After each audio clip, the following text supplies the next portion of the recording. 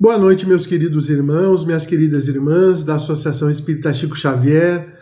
É uma satisfação muito grande estar novamente com vocês, compartilhando ensinamentos de Allan Kardec, ensinamentos de Jesus, para que a gente possa avançar sempre em direção ao conhecimento, ao amor, às intuições superiores, para que Deus possa nos abençoar em nossa caminhada em direção ao bem, à paz, ao amor e à conquista de si mesmo.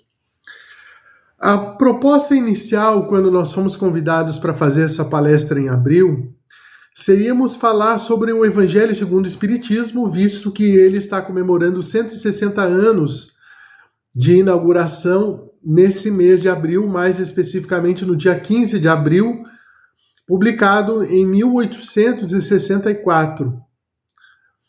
Graças, porém, aos estudos de Allan Kardec, o Livro dos Espíritos, também está comemorando. E nós fizemos uma palestra na nossa casa, uma sociedade kardecista universalista aqui da cidade de Carazinho, falando sobre o Livro dos Espíritos.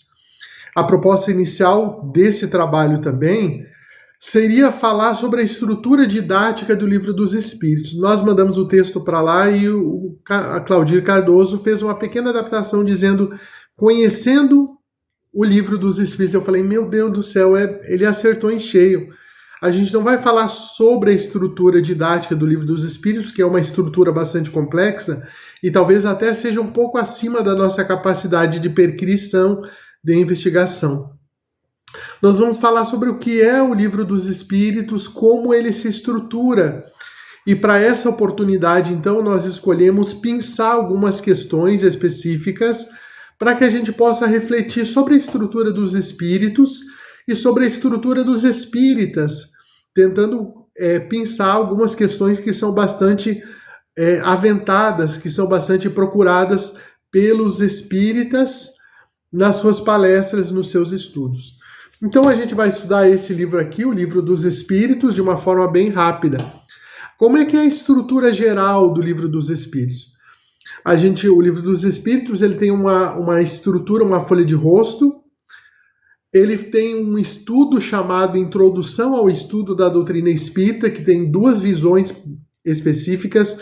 Uma diz que essa introdução ao estudo dos espíritos, da doutrina dos espíritos, e outros falam que essa introdução é uma introdução de fato ao estudo do Livro dos Espíritos. As duas formas estão corretas de ver.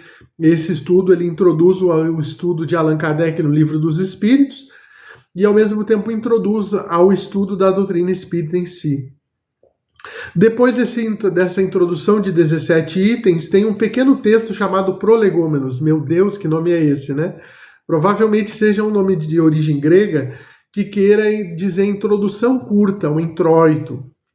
A estrutura do Livro dos Espíritos é composta sobre 4 livros, 4 tomos, 4 partes em específico, e nós falaremos sobre as 4 agora. A primeira parte vai falar sobre as causas primárias. Resumidamente, vai falando sobre Deus, Espírito e Matéria, que nós vamos abordar no nosso estudo dessa noite.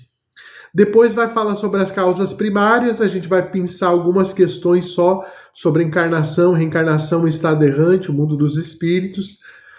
Sobre a questão das leis morais, se der tempo, a gente vai trabalhar um voo rasante em torno das leis morais, só para a gente ter uma noção, só as primeiras questões e as últimas questões dessa parte. E o 4, nós vamos pegar algumas questões sobre esperanças e consolações para que a gente possa estudar. A conclusão tem 9 itens e nós não vamos abordá-los, né? Então, para a gente tentar entender a estrutura do Livro dos Espíritos, é interessante a gente citar a primeira questão do Livro dos Espíritos, que é a questão que é Deus. A estrutura dialógica da doutrina espírita, ela tem um caráter dialógico principalmente a partir do Livro dos Espíritos. Allan Kardec não pergunta quem é Deus, ele pergunta que é Deus, ele deixa uma porta aberta para que Deus não seja necessariamente um ser antropológico, um ser homem, mas pode ser as leis cósmicas universais, os princípios ordenadores do universo. A resposta que os espíritos oferecem a Allan Kardec diz que Deus é a inteligência suprema, causa primeira de todas as coisas. Se Deus é a inteligência suprema, existem outras inteligências também no universo. E os espíritos, quando estudam com Allan Kardec essa proposta de ter várias oportunidades de perquisição sobre a inteligência, ele vai configurar que existe o princípio inteligente da material, da matéria e sem a matéria. E, ao mesmo tempo, existem os seres inteligentes do universo. Então, a gente está passando por cima, né? A ideia de causa primária também, ela vem revelar essa ideia de que existe, que Deus é o Criador, que Deus é quem cria, que Deus é que faz a evolução, né? A gente imagina que se Deus criou em um momento, continua criando, e do seu processo de criação existe um processo antropológico de evolução e universal de evolução. Existe uma questão interessante também, que é a questão número 13 do Livro dos Espíritos, em que Allan Kardec, perquirindo e investigando sobre Deus, pergunta assim: quando dizemos que Deus é eterno, infinito, imutável, imaterial, único, todo-poderoso, soberanamente justo e bom, não temos uma ideia completa dos seus atributos? Do vosso ponto de vista, sim, porque credes tudo abraçar. Mas sabem bem que há coisas acima da inteligência do homem mais inteligente e para as quais a vossa inteligência, limitada às vossas ideias, às vossas sensações, não tem a expressão adequada. A razão vos diz com efeito que Deus deve ter essas perfeições no seu supremo grau. Então, essas perfeições, elas se dão a partir da investigação de Descartes. René Descartes, ele estabelece, e é uma crença racionalista, dizendo que Deus teria todas as perfeições. Sob um ponto de vista, do meu ponto de vista, eu acho que Deus é tão perfeito que ele é também perfectível no sentido de que ele pode ir se aperfeiçoando e se atualizando no processo cósmico para que a gente possa continuar crescendo, para que a gente possa continuar investindo na nossa evolução. Existe uma questão também, que é a questão número 10, que ela vai refletir exatamente sobre esse ponto que Allan Kardec investiga, que é a seguinte questão: o homem pode compreender a natureza íntima de Deus? Não, é um sentido que lhe falta. Então, para que a gente possa investigar Deus, será que nós já temos todos os sentidos possíveis? Será que nós temos todas as possibilidades já? E será que em 1 século e meio a gente já consegue investigar a natureza íntima de Deus?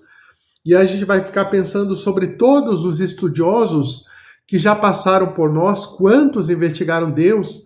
Alguns acharam que ele existe, outros que não existe, mas a gente sabe que Deus é Deus para todo, existindo sob a nossa forma de análise ou sob outra forma de análise, Deus existe.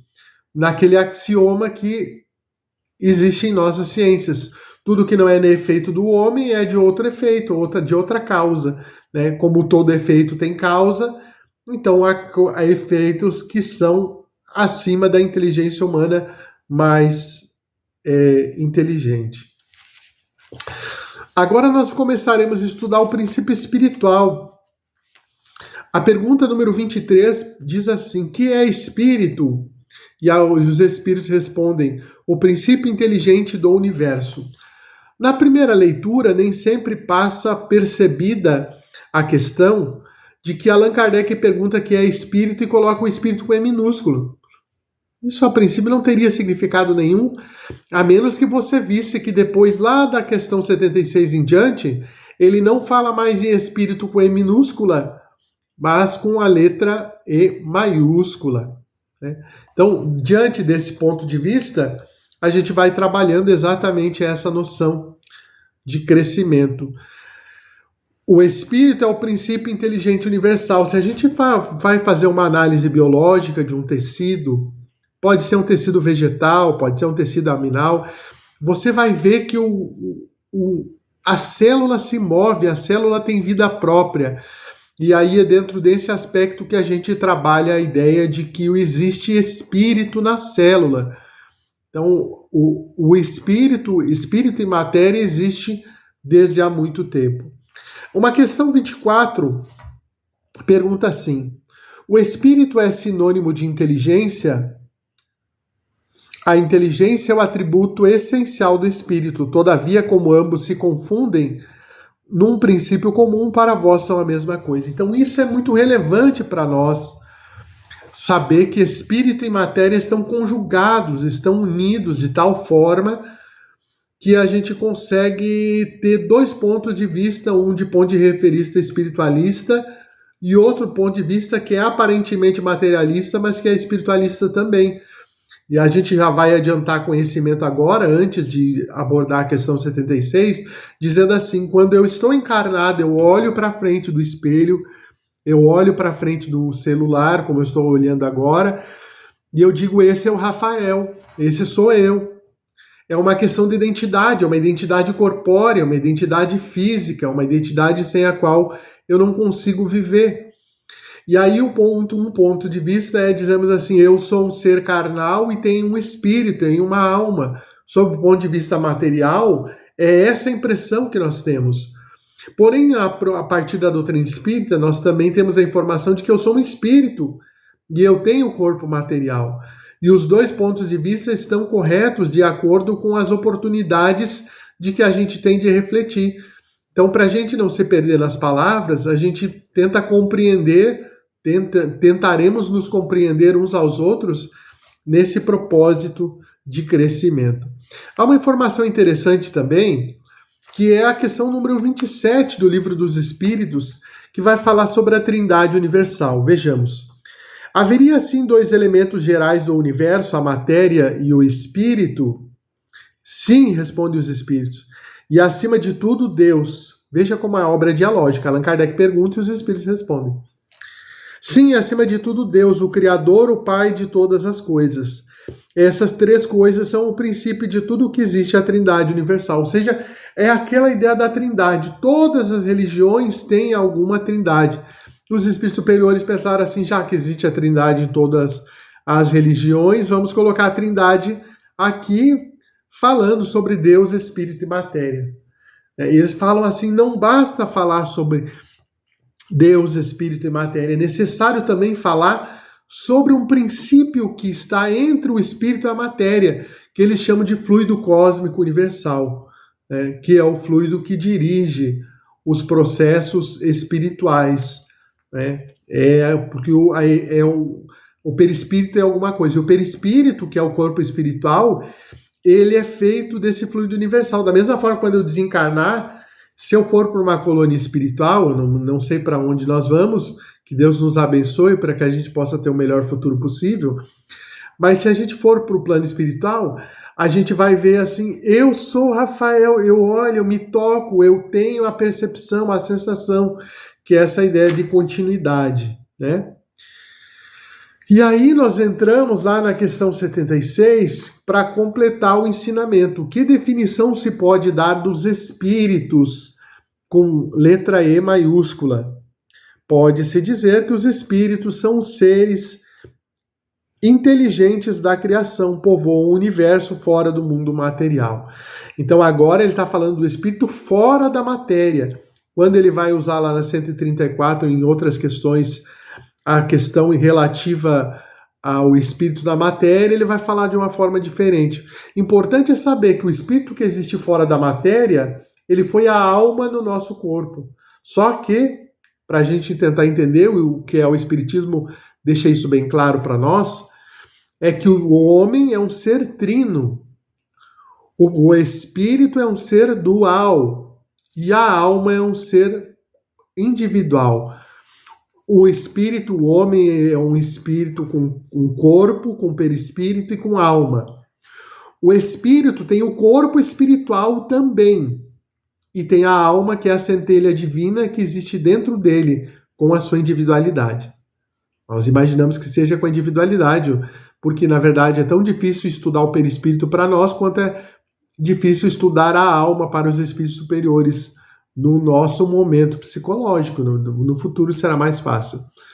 E aí, dentro dessa ideia, a gente vai pensar sobre as inteligências. A gente vai lembrar do Howard Gardner, ou Howard Gardner, conforme a necessidade de cada um de nós, que vai falar sobre as inteligências múltiplas, sobre as diversas inteligências, a inteligência matemática, a inteligência química, biológica. Eu estou adaptando, tá? Porque eu não tenho profundidade de conhecimento e a concepção que eu faço, que cada coisa que você pode estudar, você pode crescer. Então essa ideia da inteligência, ela vai dar uma ideia também de afetividade, de sensação, de percepção, de amor e ao mesmo tempo de crescimento. Então a gente tem essa ideia da inteligência. Se o homem tem todas essas inteligências e essa inteligência emocional e afetiva também, nós imaginamos que Deus, sendo a inteligência suprema, a causa primária de todas as coisas, tem uma inteligência que é afeto também. Vamos lembrar de João dizendo que Deus é amor e Jesus chamando Deus de Pai Nosso. Além da questão das inteligências, é interessante a gente mencionar que existe uma hierarquia entre os espíritos.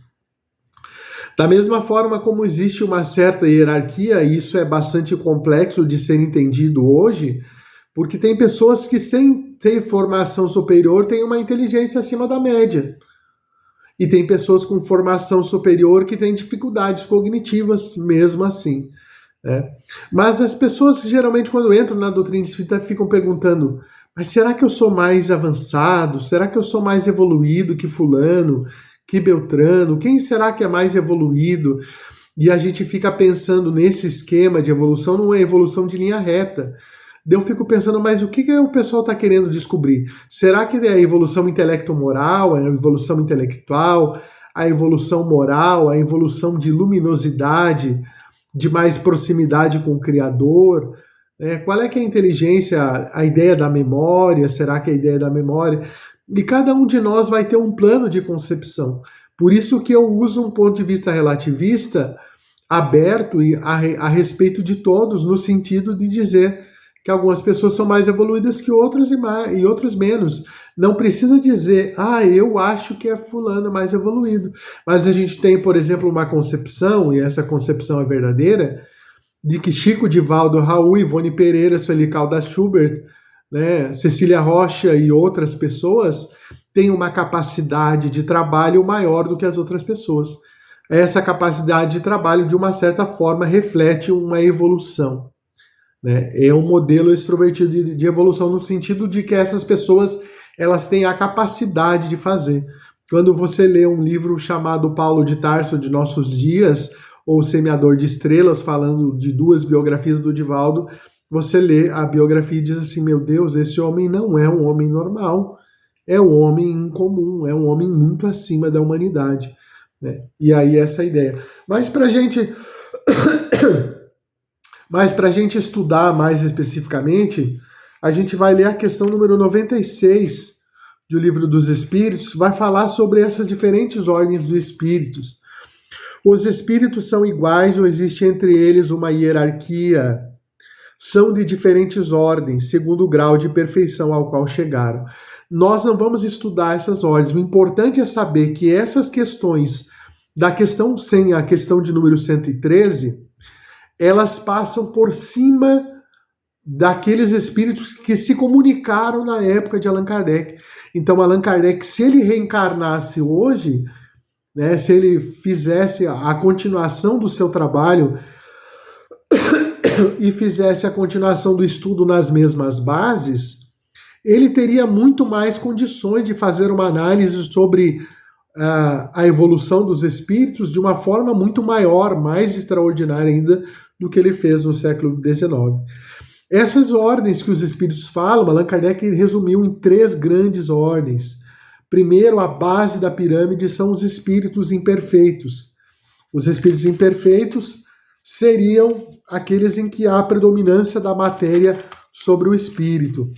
Ele falava sobre os espíritos impuros, só para a gente ter uma ideia. Espíritos impuros, os levianos, os pseudo-sábios, os neutros e os espíritos batedores e perturbadores, ou seja, são aqueles espíritos que se comunicavam. Para nós é interessante saber. Desculpe. Para nós é interessante saber sobre os espíritos neutros. São aqueles espíritos que fazem o bem, que fazem o mal, que às vezes pensam bem, que às vezes pensam mal. Então, eles estão na neutralidade e a gente se coloca numa condição, geralmente, de neutralidade, no sentido de que não é somente o bem que nos comanda. A segunda ordem são os bons espíritos, aqueles entre os quais nós queremos estar. Predominância do espírito sobre a matéria, desejo do bem, suas qualidades e seu poder em fazer o bem estão relacionados com o adiantamento que alcançaram. Olha a informação. Uns têm a ciência, outros a sabedoria e a bondade. E a primeira ordem, então, falando aqui dos espíritos benevolentes, sábios de sabedoria, superiores. Entre os superiores nós temos vários espíritos encarnados na Terra com missões extraordinárias. Os espíritos puros não sofrem influência da matéria. Superioridade intelectual e moral absoluta em relação aos espíritos das outras ordens. Não precisam mais se reencarnar. Uma das referências que nós temos em relação a isso é Jesus. Jesus não precisava mais se reencarnar, reencarnou como missão extraordinária, dividindo a história das nossas vidas em antes dele e depois dele. É interessante também falar sobre a questão da progressão dos espíritos, porque na questão de 115 a gente tem uma informação bastante relevante e é interessante para que a gente possa estudar também. Entre os espíritos, alguns foram criados bons e outros maus? E a resposta: Deus criou todos os espíritos simples e ignorantes, quer dizer, sem ciência. A ideia que a gente tem quando lê essa questão é que a gente ruma da simplicidade para a complexidade, da ignorância para a sapiência, para a sabedoria.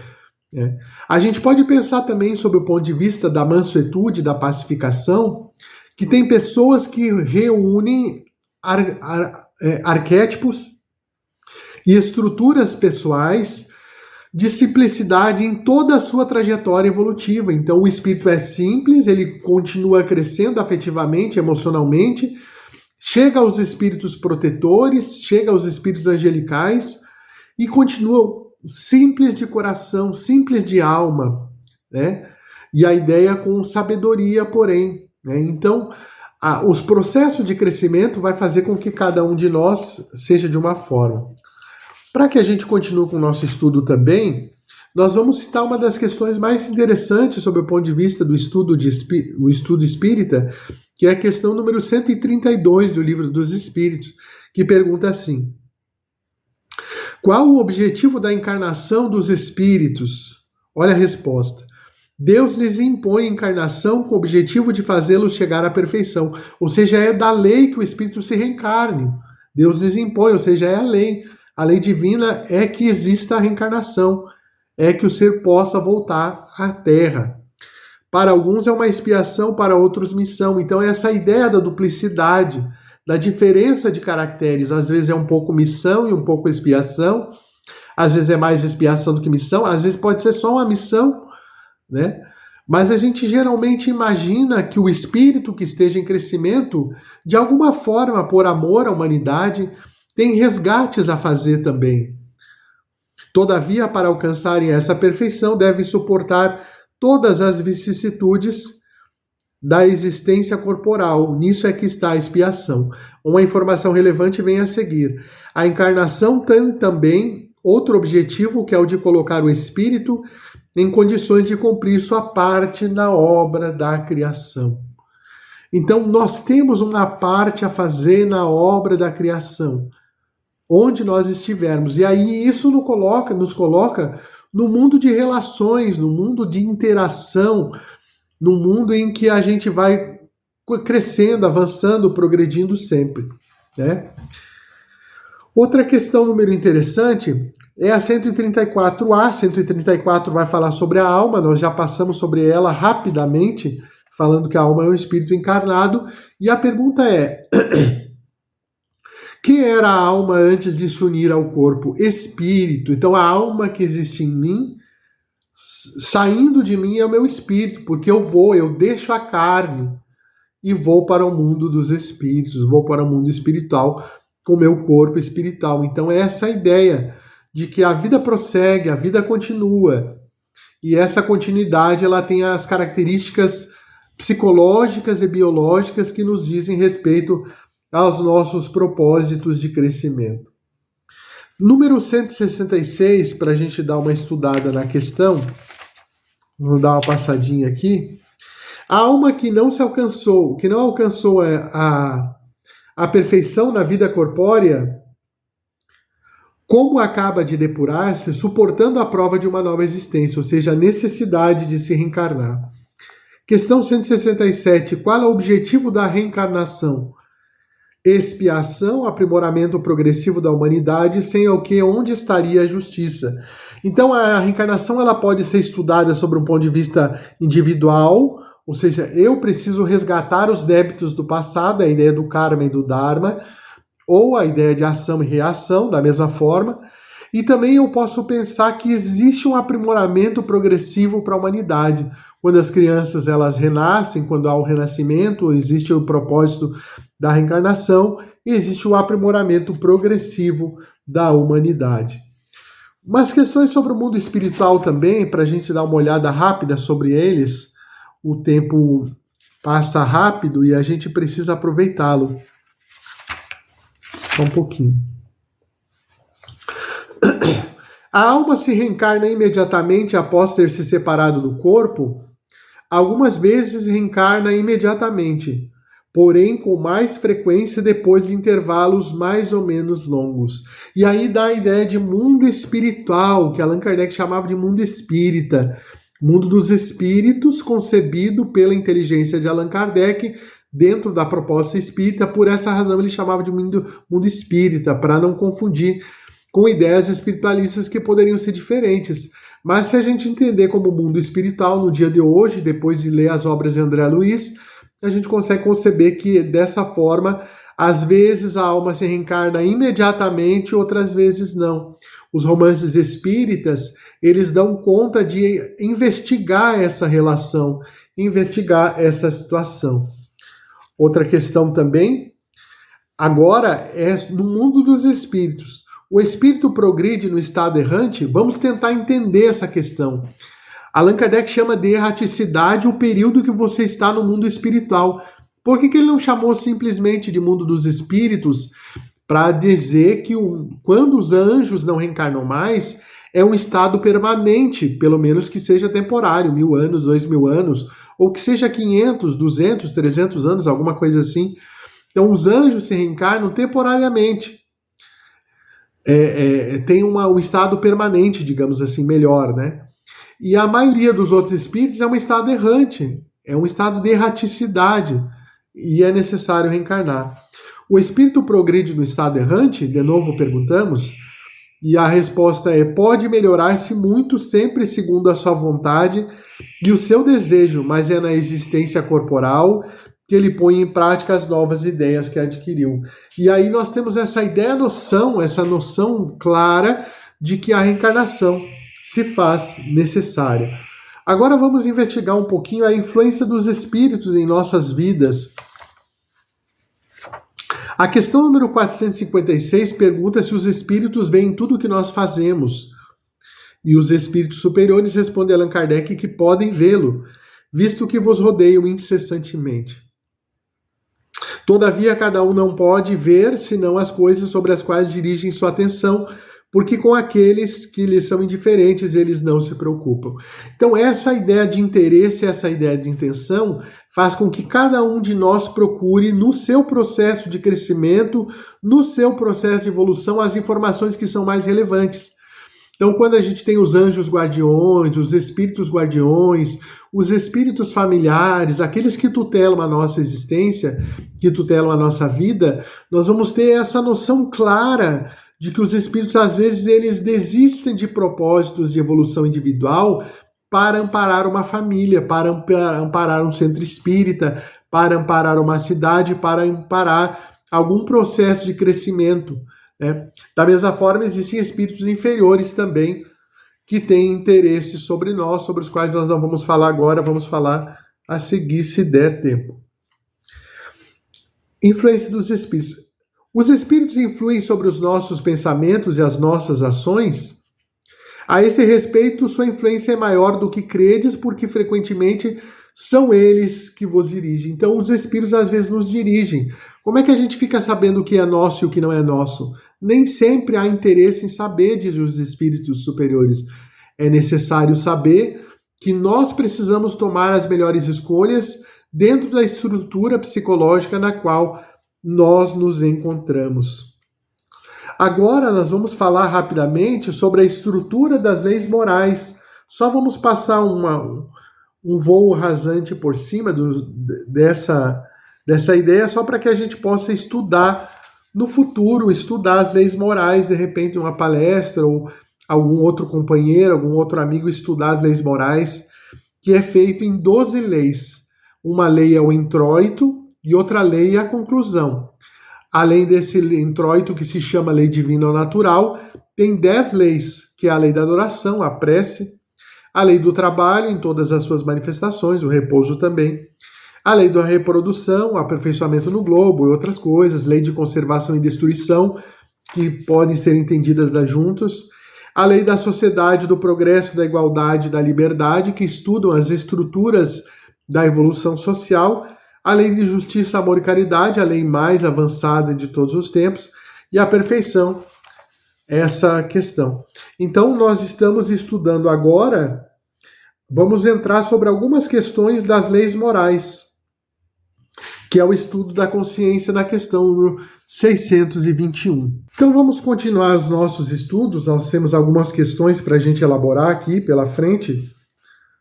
São 9 questões, vamos ver se a gente consegue trabalhar no tempo certo. Se eu deixar alguma questão de fora, eu aviso, tá? Onde está escrita a lei de Deus na consciência? É uma das respostas mais curtas do Livro dos Espíritos, ou seja, dentro da consciência nós temos as leis de Deus. Quem é que põe lá dentro da consciência as experiências evolutivas, as experiências intelectos morais, o convívio, a influência dos espíritos superiores que fazem a construção naquilo que a psicologia chama de superego, ou seja, supereu, né? Que dá essa ideia de como a gente pode avançar. É a lei dentro de nós, né? A ideia da gente conseguir a autonomia, a relação da lei dentro de cada um de nós. A revelação da lei. Deus deu a certos homens a missão de revelar sua lei? Sim, certamente, em todos os tempos, homens receberam essa missão. São os espíritos superiores encarnados com o objetivo de fazer a humanidade avançar. Então, as formas de avançar são os livros, são as escolas, são a educação no lar, são a educação religiosa. Então, desde há milhares de anos, nós temos a oportunidade de crescer e nunca se teve tantas oportunidades de crescimento e evolução quanto nós temos nesses tempos de hoje.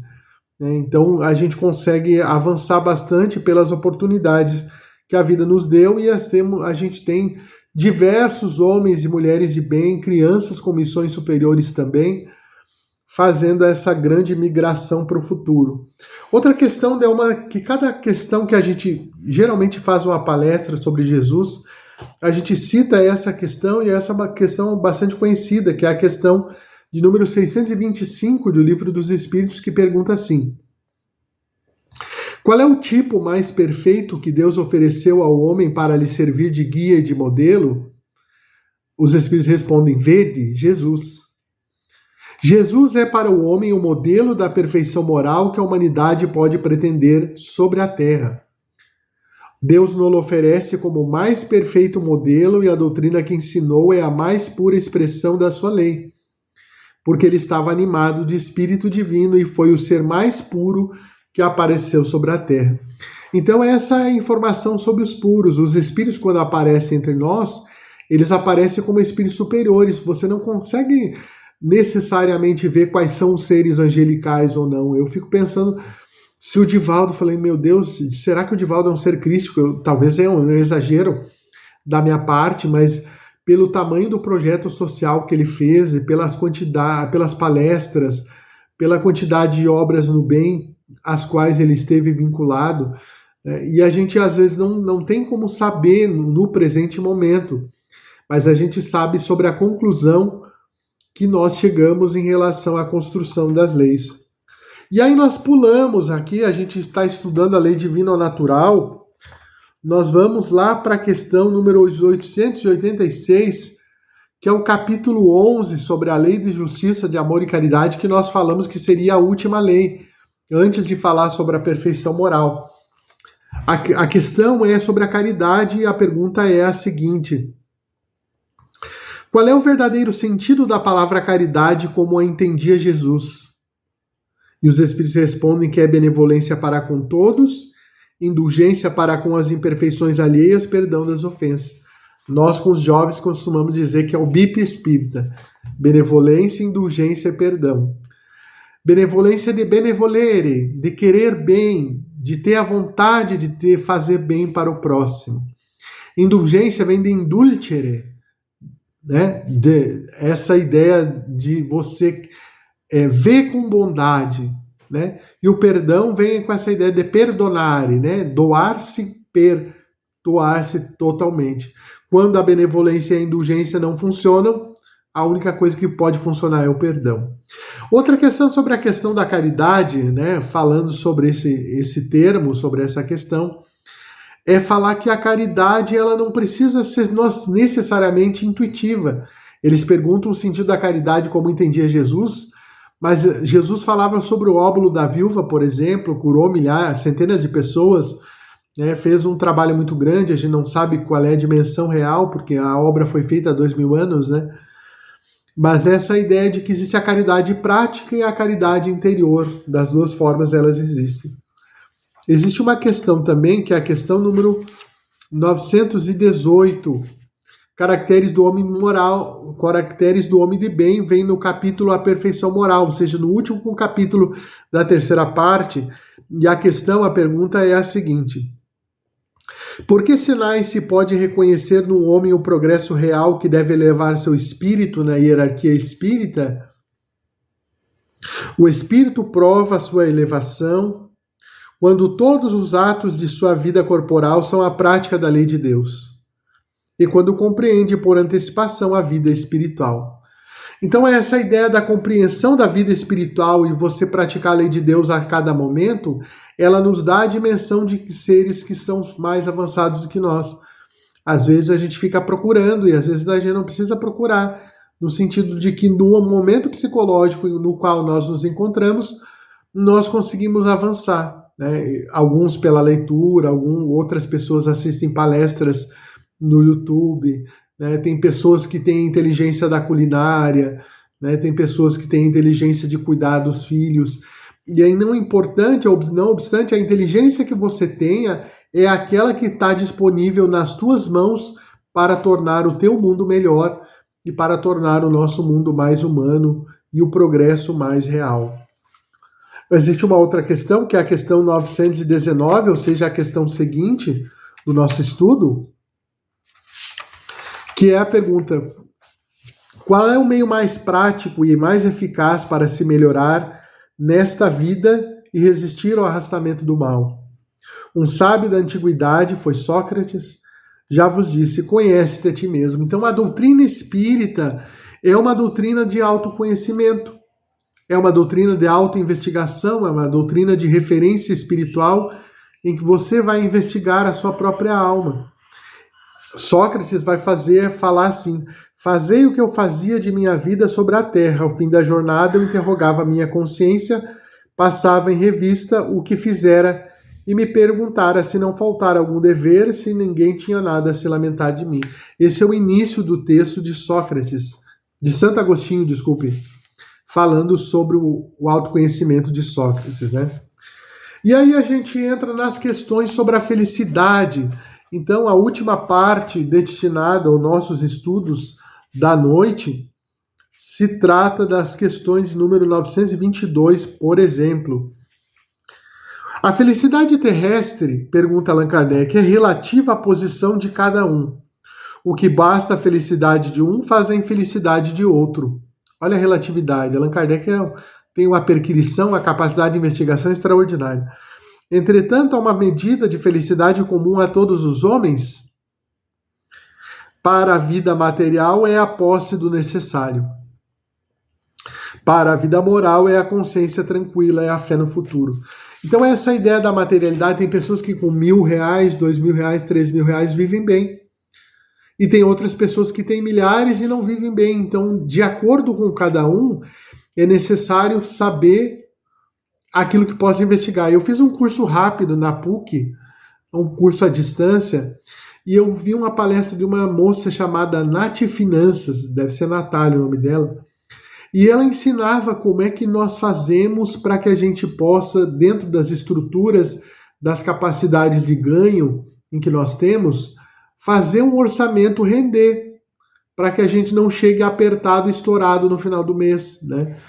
Então, esses aprendizados da economia também, esses aprendizados que a humanidade pode nos ofertar, nos oferecer, elas são oportunidades que nos fazem crescer também, né?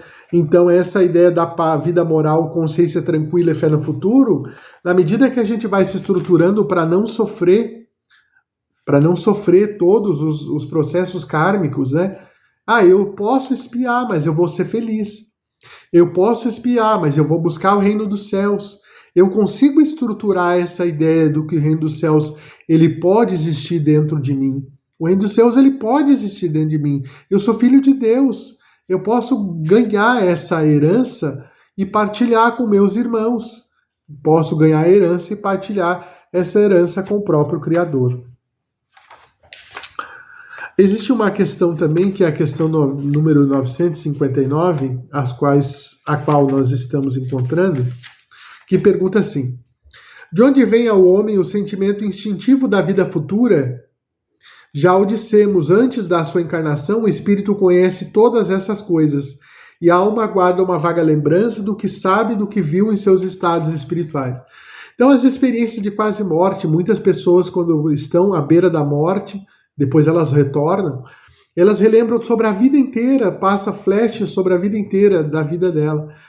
E a gente vai ver que cada um de nós, depois da desencarnação, vai ter um aspecto, vai ter uma característica, não existe uma morte igual a outra, né? E existe essa ideia de penas e gozos futuros também. A vida não é só na Terra, existe em outros lugares. Lembramos de Jesus dizendo: eu vou preparar-vos um lugar para que possais habitar comigo, né? Essa noção também.